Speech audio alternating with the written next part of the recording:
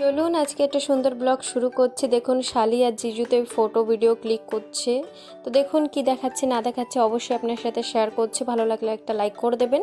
এখানে এরা মজা মস্তি করছে, আমি এখানে টেনশনে পড়ে আছি। টেনশন এটার জন্য আছি কারণ আমি চাউলের খাতায় নাম কাটতে গেছিলাম কোরকুন্ডায়। আরও অনেক কিছু কাজ ছিল।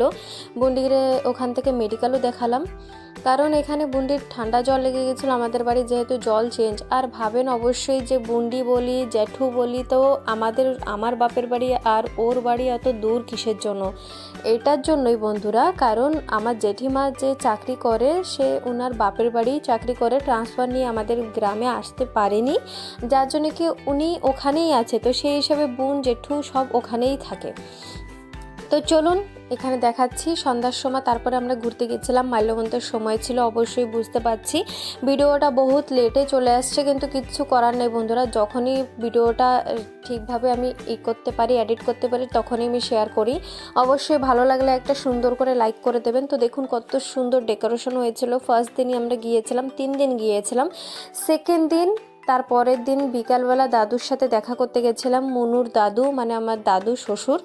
তো এখানে দাদুকে দেখতে গেছিলাম, দাদুর জন্য মিষ্টি নিয়ে গেছিলাম। এখানে মুনু দেখুন ভিডিও বানাচ্ছে, কারণ এখানে দিদিমা থাকতো। দিদিমা যেহেতু আজকে আমাদের ভিতরে নেই, তো সব কিছু জানি না কবে কি। দেখুন এই যে দিদিমার ফটো, জানি না কবে কি যাব না যাব। মুনু ছোটোবেলায় ওখানে যে থাকতো, তাই সব স্মৃতি সে ভিডিও ক্যামেরা করে রাখছে, যার জন্য কি সে বহুত মনে পড়ছিল। সে ভিতরে যে দিদিমার জন্য কান্নাও করছিল। অবশ্যই তাই না, যারা দিদিমা থাকে দাদু থাকে তারা যদি না থাকে তাদের কীরকম লাগে, যার না থাকে সেই বুঝে। তো এখানে দেখুন দাদুর গাছে লেবু গাছ আছে, একটা বড় লেবু গাছ, বহুতই লেবু হয়। কিন্তু এখন যেহেতু দিদিমা নেই, যে যা পাচ্ছে নিয়ে যাচ্ছে। এখন বহুতই লেবু কম আছে, ছোট ছোট লেবু আছে, বেশি লেবু নেই।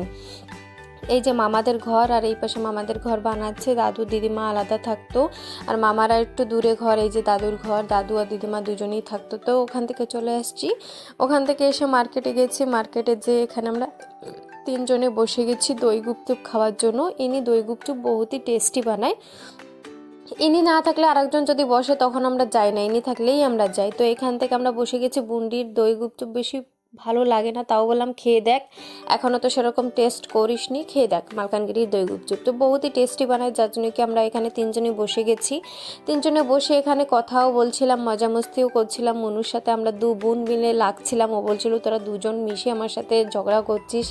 তো এখানে 3 জনের 3টা প্লেট চলে আসছে। 3 জন প্লেটের আসার পর এখান থেকে আমরা দই গুপচুপ খেলাম, বহুতই টেস্টি ছিল। তারপরে ঘুরে ফিরে ঘরে চলে আসছি। আজকের জন্য একটুকুই, ভালো লাগলে সুন্দর করে লাইক করে দেবেন আর সাবস্ক্রাইব করে দেবেন আমার চ্যানেল। Thank you.